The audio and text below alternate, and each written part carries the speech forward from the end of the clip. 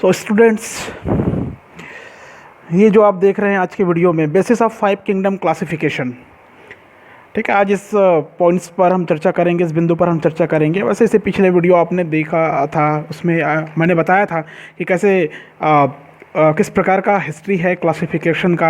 उसमें से कुछ पॉइंट्स मैंने बताए थे आपको जो काफ़ी कारगर हो सकता है आपके लिए। टाइप्स ऑफ क्लासिफिकेशन बताया था, 2 किंगडम क्लासिफिकेशन बताया था, उसके बाद एंड देन शॉर्ट कमिंग्स भी मैंने बताया था उसमें, ठीक है। उसके बाद एक सवाल उठता है कि जब उसमें इतने सारे शॉर्ट कमिंग्स थी, इतनी सारी कमियाँ थी, तो क्या उसी वर्गीकरण पद्धति को, उसी क्लासिफिकेशन सिस्टम को हम आगे जारी रख पाते?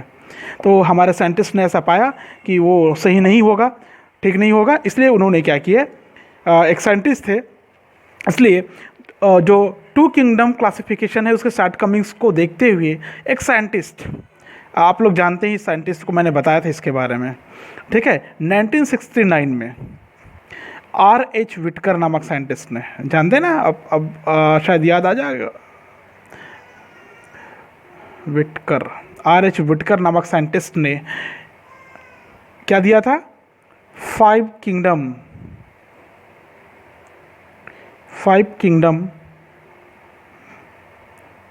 क्लासिफिकेशन दिया था इन्होंने,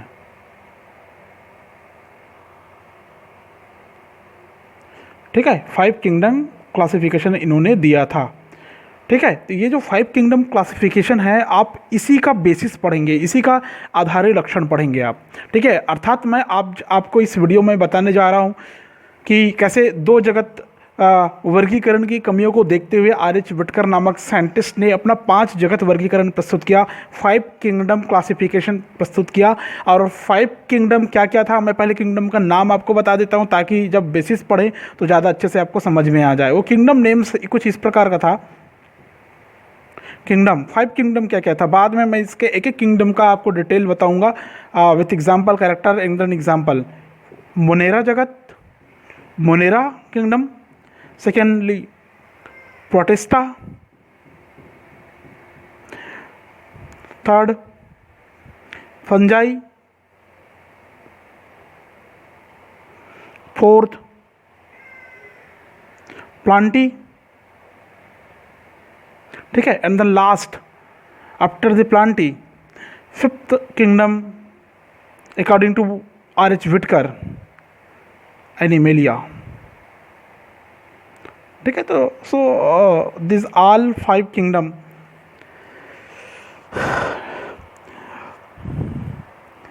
ठीक है, ये पूरे के पूरे 5 जगत वर्गीकरण आधुनिक वर्गीकरण कहलाता है, मॉडर्न क्लासिफिकेशन कहलाता है।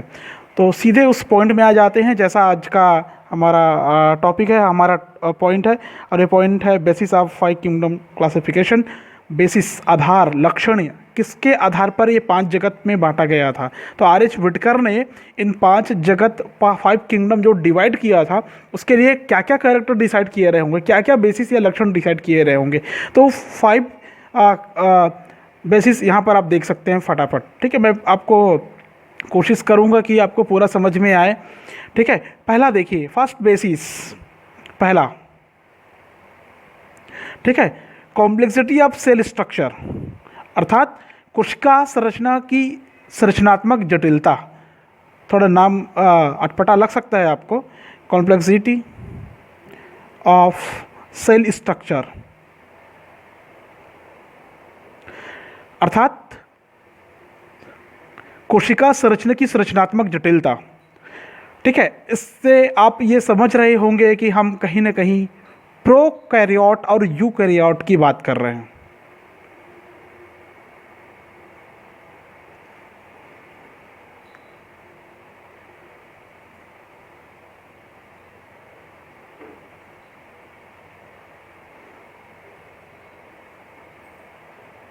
प्रोकैरियोट और यूकैरियोट की बात कर रहे हैं, ठीक है। तो ये जो प्रोकैरियोट और यूकैरियोट होता है, मैं पहले इस पॉइंट से क्लियर करता हूँ, बाद में इसमें आएंगे आप। कॉम्प्लेक्सिटी ऑफ सेल स्ट्रक्चर, कोशिका संरचना की संरचनात्मक जटिलता का मतलब होता है कुछ कोशिकाएं ऐसे होते हैं, कुछ नहीं बल्कि सारी कोशिकाएं ऐसी होती है पृथ्वी पर जितने भी एनिमल्स है, अर्थ पर जितने भी एनिमल है, सब में न्यूक्लियर मेम्ब्रेन और न्यूक्लियोलस किसी में प्रेजेंट होता है, किसी में नहीं होता है। उसके आधार पर सेल्स के दो ग्रुप ऐसे ही बन जाते हैं, दो समूह बन जाते हैं। ठीक है, किसके किसके आधार पर? न्यूक्लियर मेम्ब्रेन और न्यूक्लियोलस की प्रेजेंस और अब्सेंस के कारण।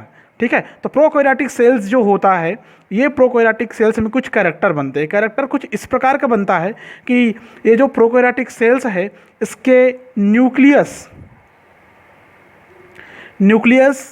में न्यूक्लियर मेम्ब्रेन अब्सेंट होता है। न्यूक्लियर मेम्ब्रेन कैसे होता है? अब्सेंट होता है। ठीक है, इसमें न्यूक्लियर मेम्ब्रेन अब्सेंट होता है, इसके न्यूक्लियस में न्यूक्लियर मेम्ब्रेन अब्सेंट होता है, नाभिकीय झिल्ली अनुपस्थित होता है।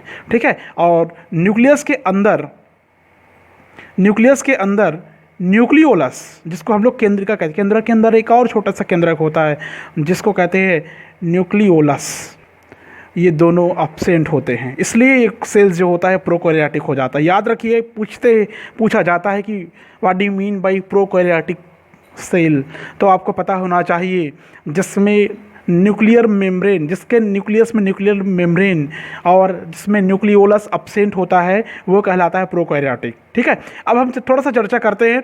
अच्छा, एग्जाम्पल की बात करें इसमें, तो एग्जाम्पल ये हो जाता है इसमें बैक्टीरियल सेल्स, जितने भी प्रकार के बैक्टीरियल सेल्स मिलेंगे, साइनोजीवाणु, साइनोबैक्टीरिया बोलते हैं जिसको, साइनोबैक्टीरिया, साइनोबैक्टीरिया। ठीक है, साइनोबैक्टीरिया, या इसी को हम लोग बोलते हैं ब्लू ग्रीन एल्गी बोलते हैं इसको, ब्लू ग्रीन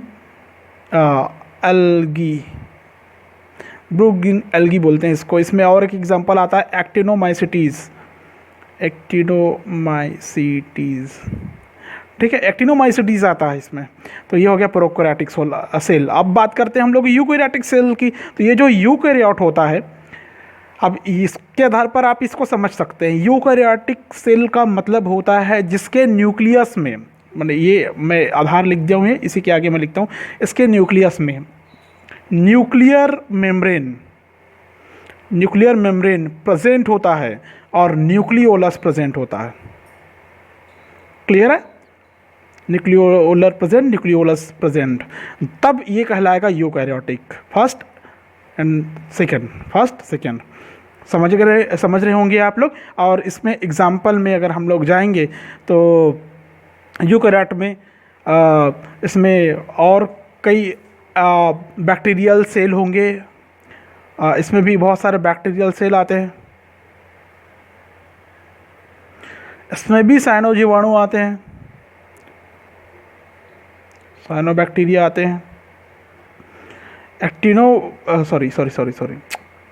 यूकैरियोट पढ़ रहे हैं आप। यूकैरियोट में बैक्टीरियल सेल, साइनोबैक्टीरिया को और ब्लू ग्रीन एल्गी एक्टिनोमाइसिटीज को छोड़कर जितने भी एनिमल मिलेंगे, सभी प्लांट, ऐसा बोल था, सभी plant and animals are eukaryote. Clear है? आप समझ गए होंगे कि यूकैरियोट किसे कहा गया है। जितने बैक्टीरिया है, साइनोजीवाणु है, एक्टिनोमाइसिटीज है, उसको छोड़कर जितने भी प्रकार के प्लांट और एनिमल्स होंगे, सब के सब यूकैरियोट होंगे। ठीक है, ये काफ़ी इंपॉर्टेंस हो सकता है आपके लिए, बड़े गौर से देखना आगे। ठीक है, सेकेंड, यहाँ से बहुत सारे कंटेंट ऐसे मिलेंगे आपको कि छोटे छोटे सवाल आपके नीट में, आपके और दूसरे प्रकार के इस सब्जेक्ट से रिलेटेड कॉम्पिटिटिव एग्ज़ाम अगर आप फाइट करते हैं तो इसमें अलग अलग तरीके का सवाल पूछा जा सकता है। आप पूछ देंगे कि किस में न्यूक्लियर मेम्ब्रेन अब्सेंट होता है, तो आपको पता होना चाहिए प्रोकैरियोटिक सेल, और प्रोकैरियोटिक सेल में क्या क्या आता है वो पता होना चाहिए, एटसेट्रा। इस प्रकार के सवाल पूछा जाता है। सेकेंड आता है इसमें complexity of organism, cellularity and then multi cellularity, अर्थात ये है सेकेंड है कॉम्प्लेक्सिटी ऑफ ऑर्गेनिज्म, यूनिसेलुलरिटी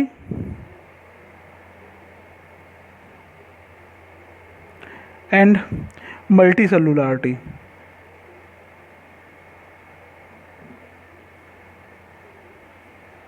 क्लियर है? जीव की शारीरिक जटिलता इसका मतलब कॉम्प्लेक्सिटी ऑफ ऑर्गेनिज्म, जो कि शारीरिक जटिलता, ठीक है, एक कोशिकीयता और बहुकोशिकीयता। तो आपने सुने होंगे इस शब्द के बारे में। सभी जीवधारियों को, जितने भी प्रकार के लिविंग्स है यहाँ पर पृथ्वी में, एनिमल्स बींग्स है, सबको दो कैटेगरी में डिवाइड किया गया है। एक को यूनिसेलुलर में डिवाइड किया गया है, यूनिसेल्यूलर, एक को यूनिसेलुलर में, और सेकेंड को मल्टी सेलुलर में, सेलुलर में। यूनिसेलुलर जो होता है, एक कोशिकी जो होता है, इसमें सभी प्रकार के बैक्टीरियल सेल आ जाते हैं। एक कोशिकी में क्लेमाइडोमोनास भी होता है, इसमें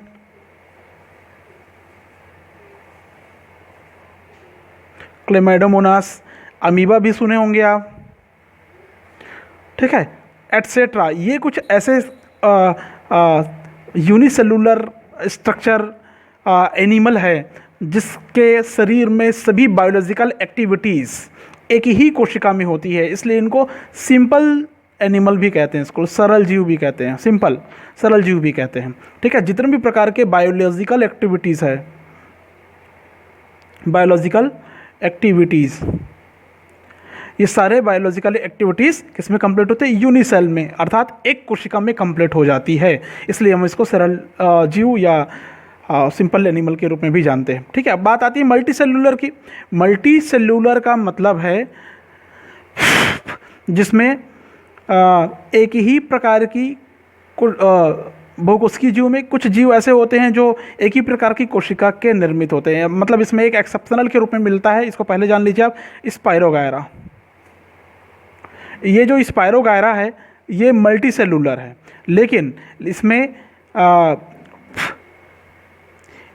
ओनली मोनोटाइप, एक ही प्रकार के सेल से निर्मित है ये, ठीक है। इन्हें हम सरल जीव मानते हैं।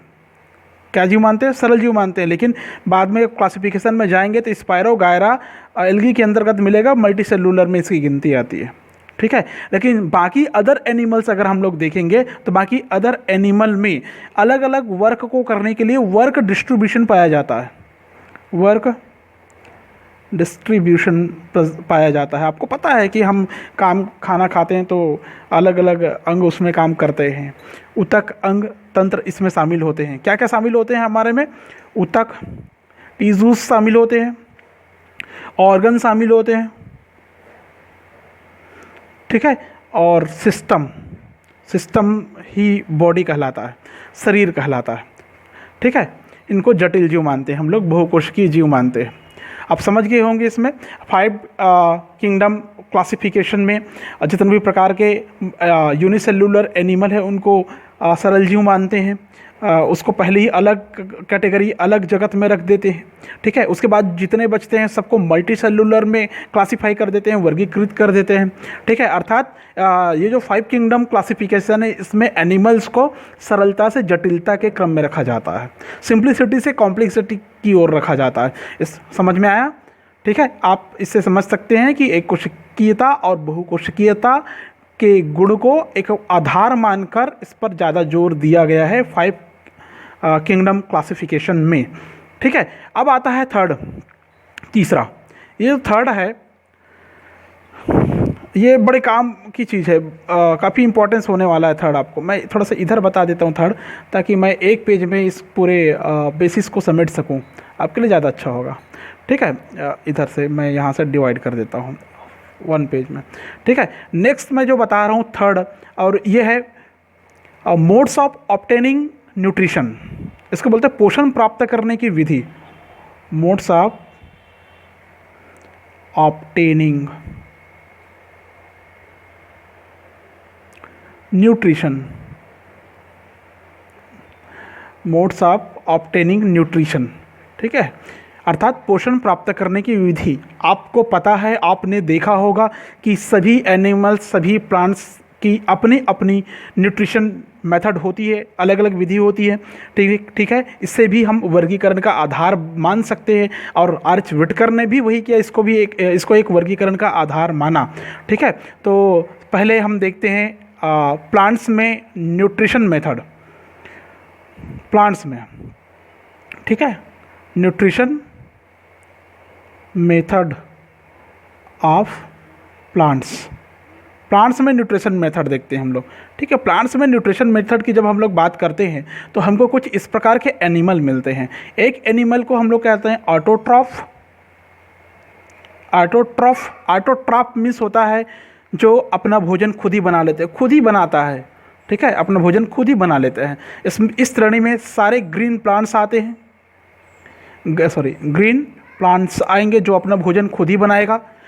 ठीक है, कैसे बनाते हैं आप सब भी जानते हैं कि एटमॉस्फेयर में प्रेजेंट होता है कार्बन डाइऑक्साइड, उसमें उपस्थित होती है रूट की सहायता से, वो सॉइल से वाटर, खनिज और दूसरे प्रकार के मिनरल्स एक्सेप्ट करते हैं, ग्रहण करते हैं, और उनका जो क्लोरोफिल रहता है उसको जटिल कार्बनिक उत्पाद में कन्वर्ट कर देता है, ऑर्गेनिक कंपाउंड में कन्वर्ट करता है, हेक्सोस शुगर का निर्माण कर लेता है। आपको पता है उस विधि के नाम को आप फोटोसिंथेसिस के रूप में पढ़ते हैं। ऑटोट्रॉफ्स ग्रीन प्लांट्स, ठीक है, जो अपना भोजन खुद ही बनाते हैं। ज़्यादा लिखने की ज़रूरत नहीं होगी मेरे हिसाब से इसमें, इसलिए नहीं लिख रहा हूँ। दूसरा हेटरोट्रॉफ्स। हेटरोट्रॉफ मीन्स होता है विषम पोषण बोलते हैं इसको। ठीक है, इस सीरीज़ में, इस श्रृंखला में, इस ग्रुप में वो एनिमल आते हैं जो अपना भोजन स्वयं नहीं बना सकते। ठीक है, वो अपने लिए खाना खुद नहीं तैयार कर सकते। तैयार करना मतलब वो नहीं जो हम लोग अपने लिए बना के खाते हैं, वो तैयार करना अलग होता है कि उसको उत्पादन से संबंधित है। ठीक है, तो अपना भोजन स्वयं नहीं बना सकते, अपने पोषण के लिए क्या करते हैं, दूसरे जीव पर डिपेंड रहते हैं। ठीक है, किस पर डिपेंड रहते हैं, डिपेंड। हेटरोट्रॉफ न्यूट्रिशन मीन्स क्या होता है, डिपेंड टू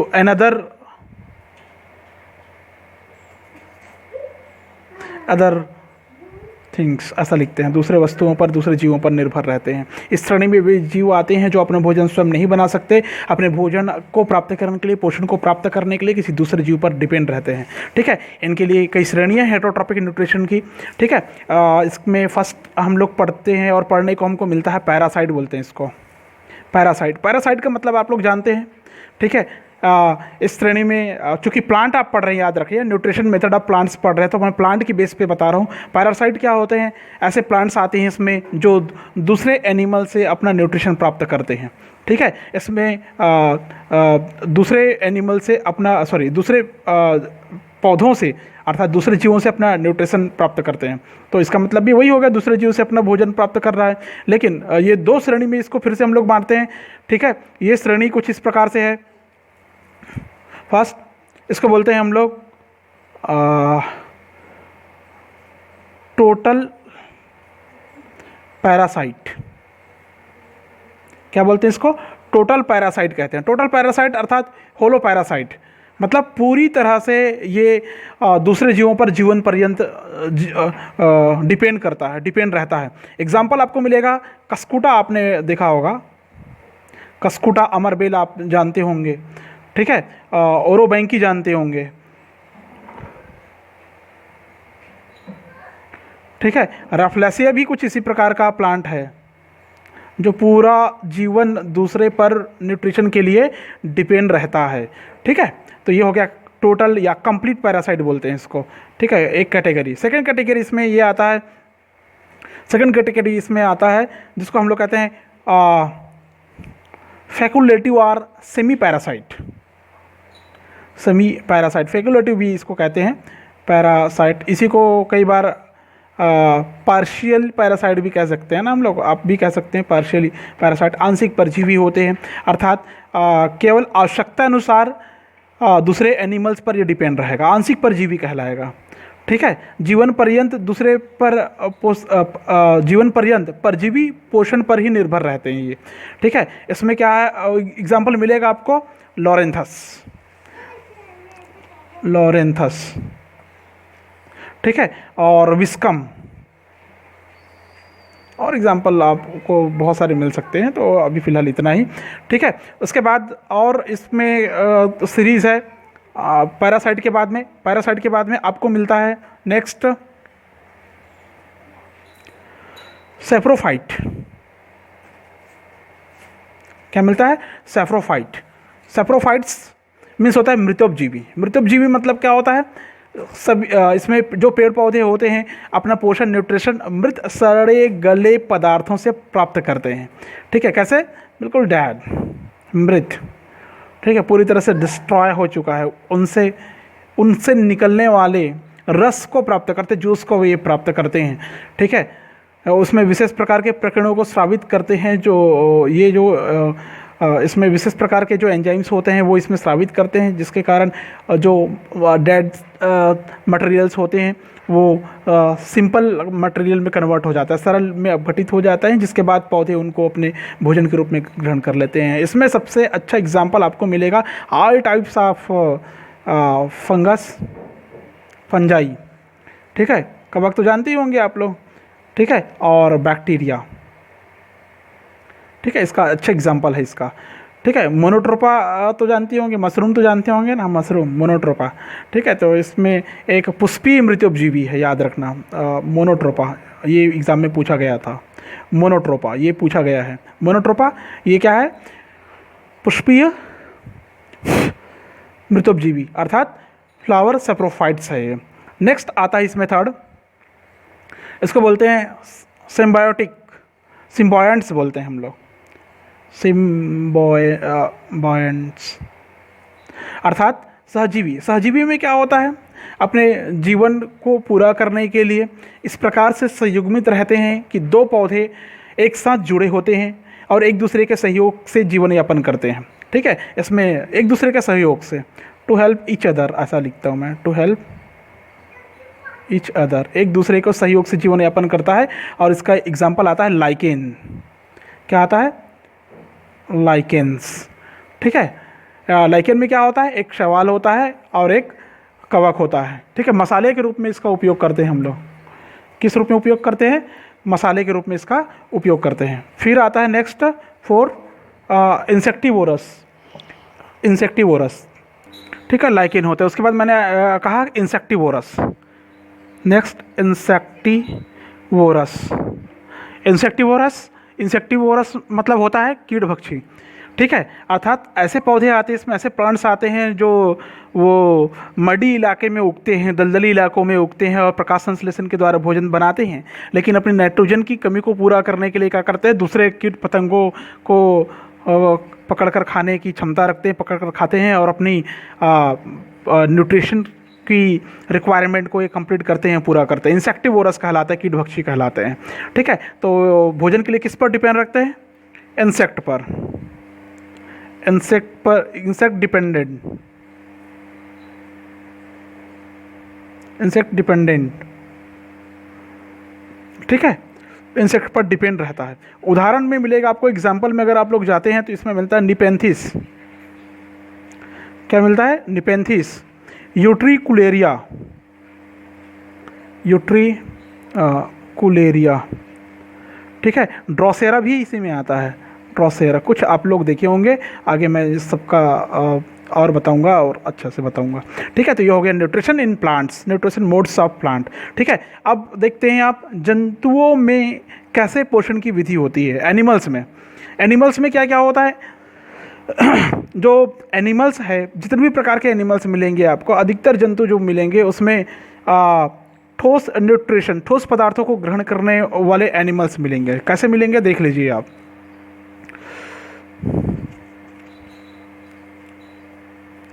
ठीक है, मैंने कहा न्यूट्रिशन मेथड ऑफ एनिमल्स, तो एनिमल्स में न्यूट्रिशन मेथड देखेंगे आप।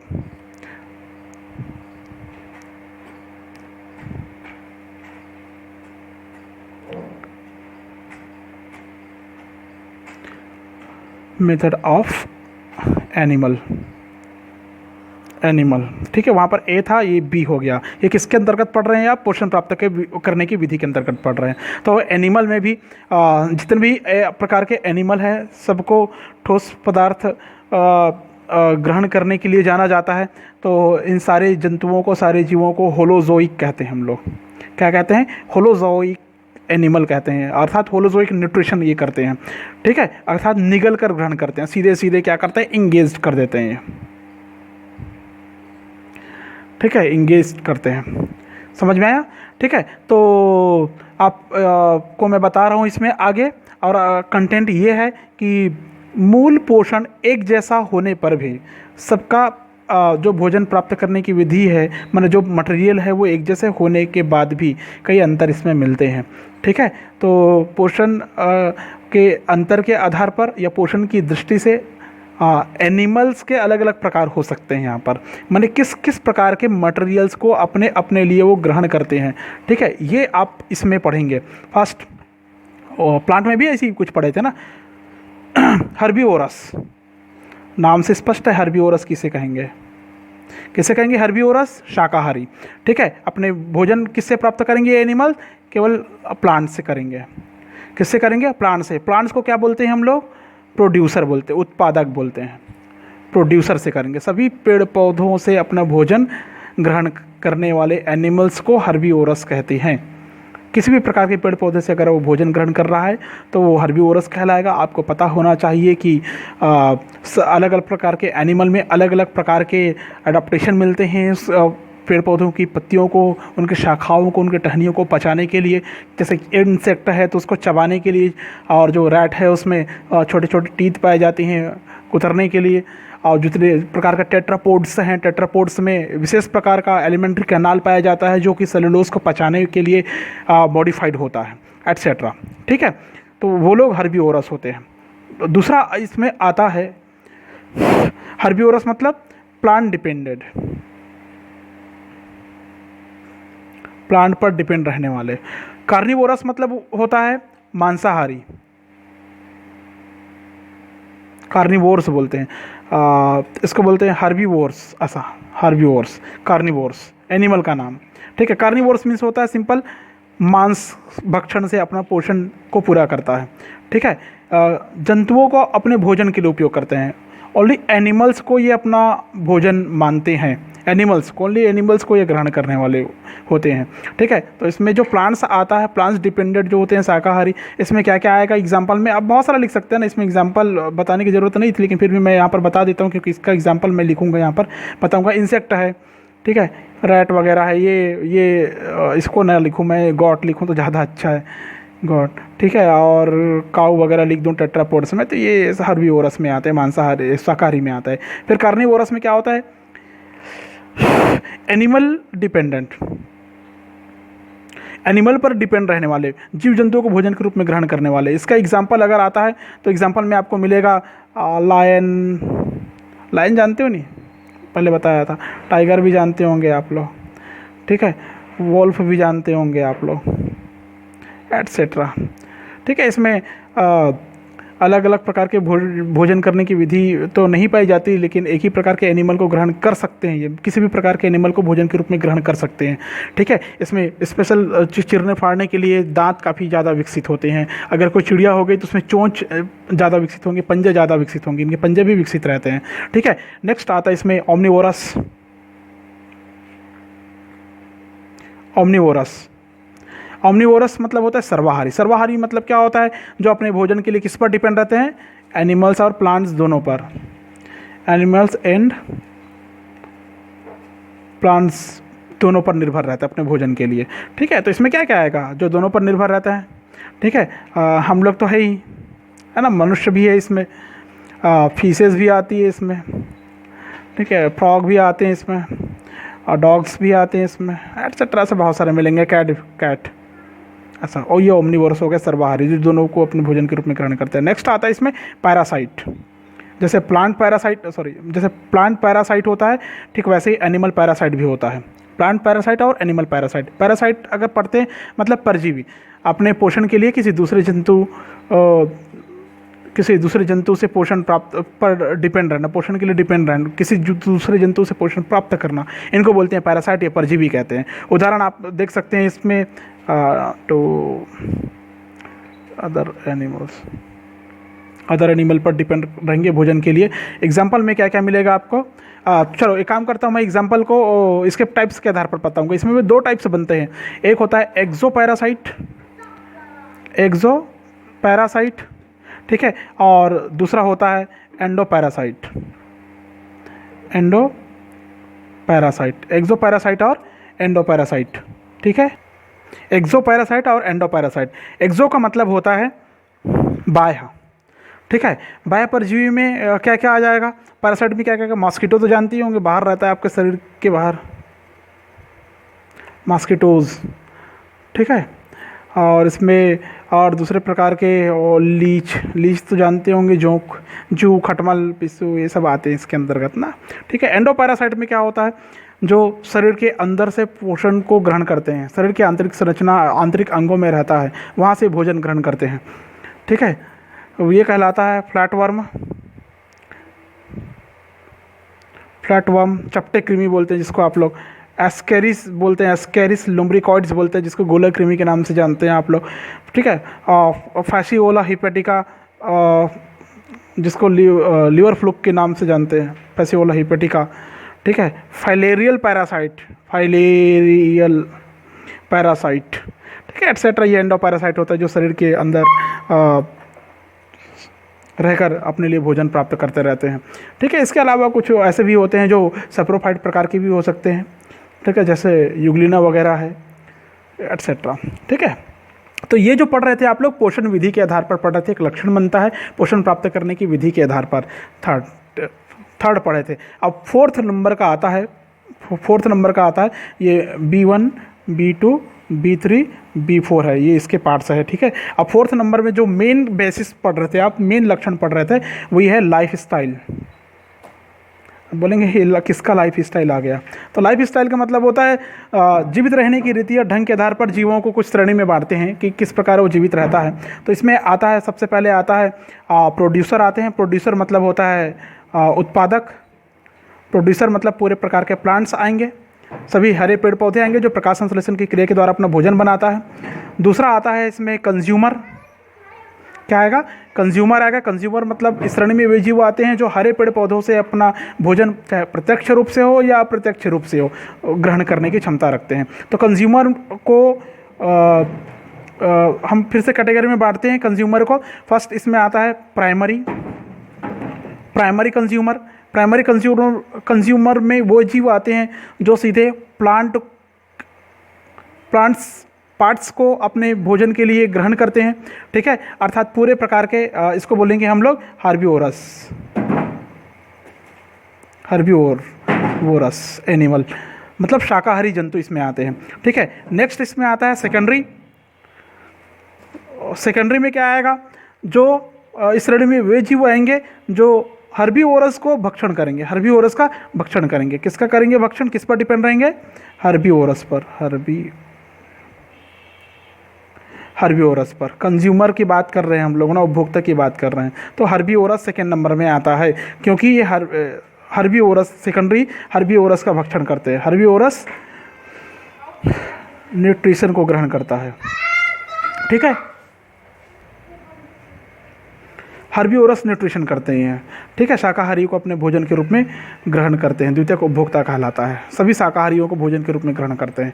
तो इसमें क्या आ जाएगा, इसमें प्राइमरी उपभोक्ता में कौन आते हैं, जो प्लांट्स का ग्रहण करते हैं। कौन कौन प्लांट्स को ग्रहण करते हैं ये तो आप जानती होंगे, इसमें आएगा भेड़ बकरी, जो चौपाया पशु है वो सब आ जाते हैं। और सेकेंडरी कंज्यूमर में जो इन हर्बीवोरस का भक्षण करते हैं वो आएगा। तो कौन हर्बीवोरस का भक्षण करते हैं, इसमें आप पीकॉक लिख सकते हैं, लोमड़ी लिख सकते हैं, सियार लिख सकते हैं, भेड़िया लिख सकते हैं, एटसेट्रा, ठीक है। उसके बाद में आता है ये हर्बीवोरस का भक्षण करने वाला ना, मतलब ये भी एक एनिमल है, उनका भक्षण ये लोग करते हैं सेकेंडरी कंज्यूमर लोग, ठीक है, समझ में। उसके बाद में आता है टर्सरी या तृतीयक। टर्सरी या तृतीयक कंज्यूमर में वे जीव आते हैं जो सेकेंडरी कंज्यूमर को भोजन के रूप में ग्रहण करते हैं, ठीक है। इनको हम लोग टॉप कंज्यूमर कहते हैं। क्या कहते हैं, टॉप कंज्यूमर कहते हैं।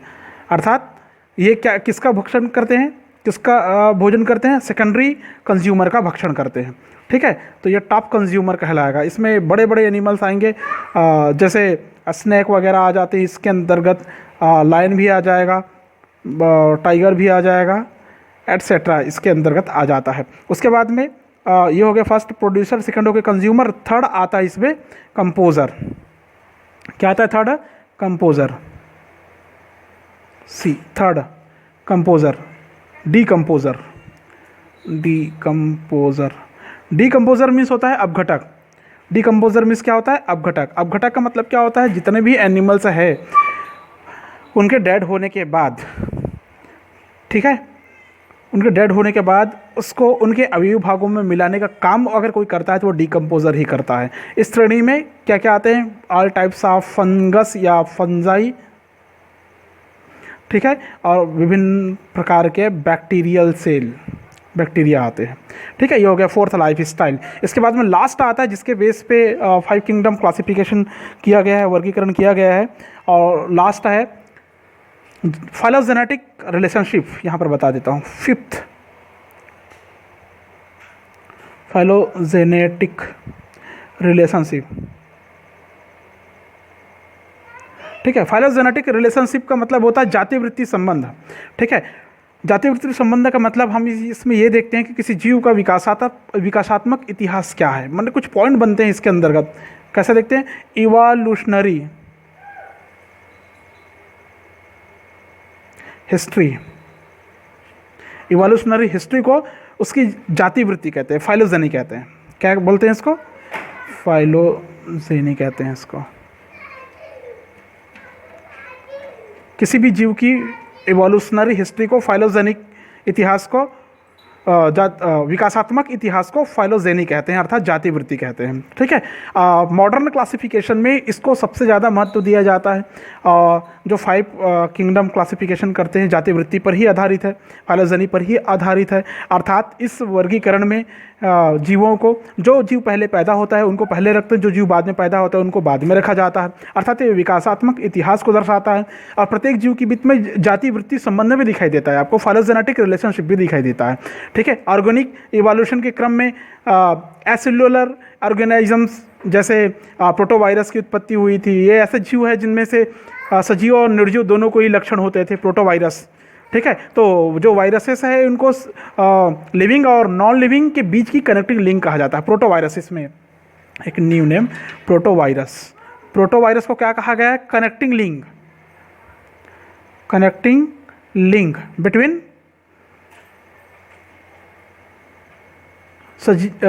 Living and non living, connecting link between living and non living, याद रखेंगे आप लोग। संयोजी कड़ी कहा गया है इनको, ठीक है।